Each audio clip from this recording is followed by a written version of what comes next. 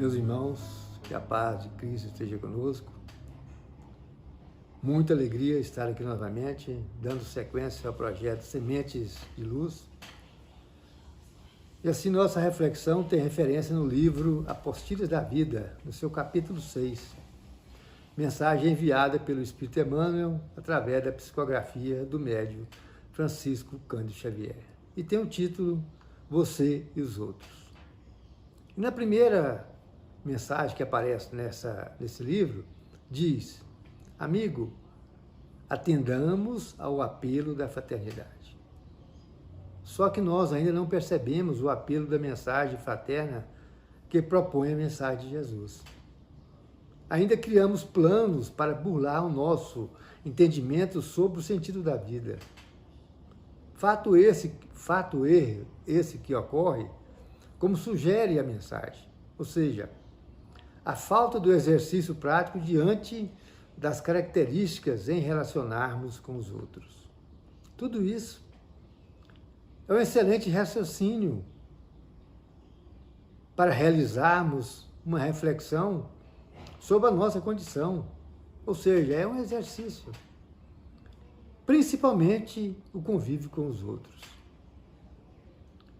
Mas aí não seria melhor e mais eficiente se, em vez de pensar que os outros são meus irmãos, ter um olhar diferente e dizer que nós somos irmão deles? Inverter o raciocínio para captar a grandiosidade que é a fraternidade. Porque o conhecimento e sentimentos dos outros, desdobrados e desenvolvidos, permitem a existência da verdadeira fraternidade. Qual desses alicerces já temos? As paredes estão sólidas? A firmeza e vivência de acordo com os princípios da doutrina espírita, com a construção de cada um de nós em benefício dos outros? São perguntas que nós fazemos. Então nós precisamos abrir o nosso íntimo diante das manifestações das pessoas com quem relacionamos, sem trancarmos na torre das falsas situações do mundo atual. A proposta do texto é de viver com dignidade, caminhar sem ser indiferente ao lado dos outros. Por quê? Porque, gente, Jesus é o caminho, a verdade e a vida. É a luz imperecível que brilha sobre os milênios terrestres. Isso acontece mesmo diante das lutas sanguinárias, guerras de extermínio, calamidades sociais. Suas palavras não se modificaram. Estão cada vez mais atualizadas com a evolução que se expressa diante do nosso planeta. Acontece que estamos buscando de forma tardia o aproveitamento das oportunidades que são preciosas.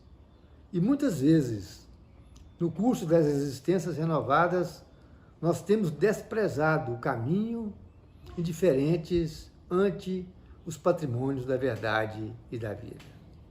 Mas Jesus nunca nos deixou desamparados. E cada dia reforma os títulos de tolerância para com as nossas dívidas.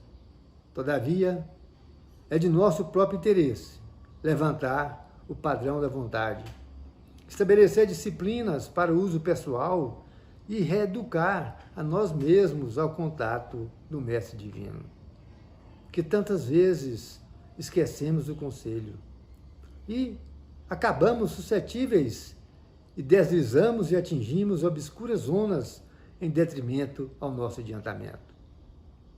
Situação essa que se repete nos dias atuais, porque recebemos por informação a educação moral que é proveniente de diferentes interpretações religiosas.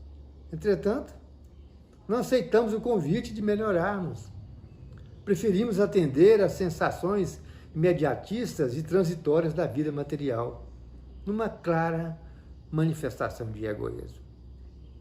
Ou seja, vivemos como sonâmbulos indiferentes aos benefícios espirituais recebidos nessa existência. E assim, nós não avaliamos o preço que teremos de pagar por esse descaso. E nesse sentido, um amigo espiritual esclarece.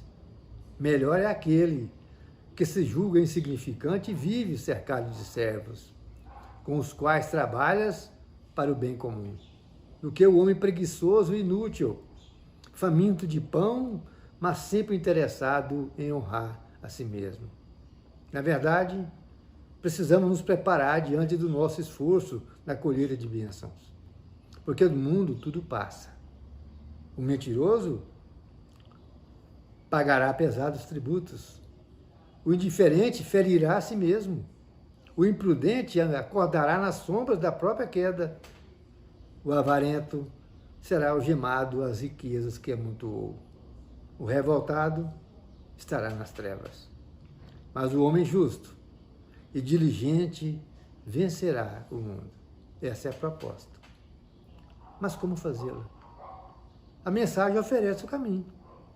Busque relacionar-se com as pessoas de todos os níveis sociais, erguendo amigos além das fronteiras do lar, da fé religiosa e da profissão. Não menospreze a pessoa mal vestida, nem a pessoa bem posta. Não crie exceções na gentileza para com o companheiro menos experiente ou menos educado. Não humilhe aquele que atenta contra a gramática. Não deixe meses sem visitar e falar aos irmãos menos favorecidos, como quem lhes ignora os sofrimentos. E continua a mensagem. Dê atenção a quem lhe peça, sem criar empecilhos. Saiba viver com todos, para que o orgulho não lhe esconda o equilíbrio. Dois grandes vultos da música brasileira certa vez compuseram os seguintes versos. Toda pedra do caminho você pode retirar. Numa flor que tem espinho, você pode se arranhar. Se o bem e o mal existem, você pode escolher. É preciso saber viver. A canção expressa uma grande verdade. A vida é feita de escolhas. Todos nós, diariamente, nos deparamos com pessoas, com situações e fatos que nos instigam, exigindo-nos uma posição. Não há quem transite pelas estradas do mundo sem pedras em seu caminho. Nenhum de nós pode alimentar a ilusão de que não haverá espinhos que nos poderão ferir, mesmo que sejam levemente. O que nos cabe é escolher como encarar tais situações, como lidar com pedras e espinhos. Porque alguns de nós acreditamos que a melhor forma de enfrentar essas situações é tendo como lema o olho por olho, dente por dente, conforme registra o Antigo Testamento. Em outras palavras, se alguém nos dificulta a vida, fazemos o mesmo, tanto quanto possível. Se somos vítimas de maledicência, traição, calúnia, arquitetamos situações para retribuir da mesma forma. Se é a grosseria, a má educação, a falta de civilidade que alguém nos impõe, imediatamente adotamos a mesma postura, repetindo aquilo de que fomos alvo. No entanto, nós esquecemos de que, conforme cantam os poetas, se o mal e o bem existem, podemos fazer a nossa opção. Se somos vítimas do mal, se alguma situação inconveniente nos alcança, que sejam coisas corriqueiras ou graves, vale a pena refletir.